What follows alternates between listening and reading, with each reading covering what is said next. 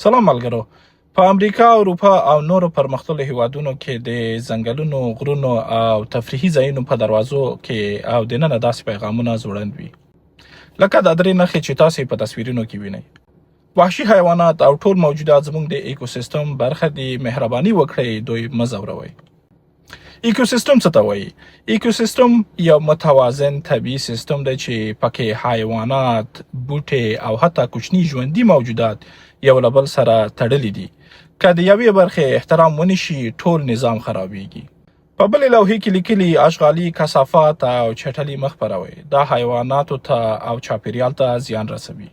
په درېیمې لوحې کې لیکلي حیوانات په ځنګلونو کې خپل کثافات نه پرېږدي، خو انسانان یې پرېږدي. مهرباني وکړئ د حیواناتو په شان چلند وکړئ. خو زموږ په هیواد کې بیا برعکس حال دی. حیوانات وهل کیږي، پرې ډبرې اچول کیږي، ځورول کیږي. دا یوازې د حیواناتو سره نه، بلکې زموږ ټولنیز چلند هم ښیي. شاید دا هم یو دلیل وي چې زموږ هیواد د دومره مشکلاتو سره مخ دی. ځکه موږ د یو بل حقوق نه پیژنو، چاپیریال ته احترام نه کوو. که چاپیریال ته احترام نه کوو، بیا دا د حیرانتیا ځای نه ده چې ښځې د ژوند له بنسټیزو حقونو بې برخې دي. د انسانانو حقوقو ته پام نه کیږي، نو حیوانات او چاپیریال بیا لرې خبرې دي.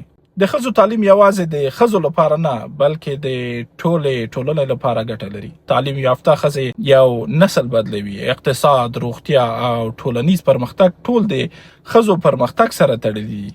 یو باعزته او متعلمه ښځه کولی شي چې د کور اقتصاد سمبال کړي، خپل اولادونه سالم وروزي او د ملت پرمختګ ته لاره هواره کړي.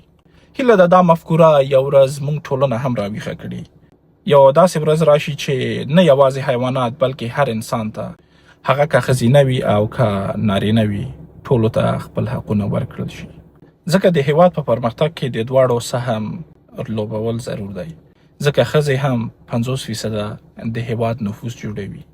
که دغه 50% نفوس هم تعلیم وکړي او خپل ځای ډک کړي، نو دا د افغانستان د پرمختګ لامل ګرځېدلی شي. مننه.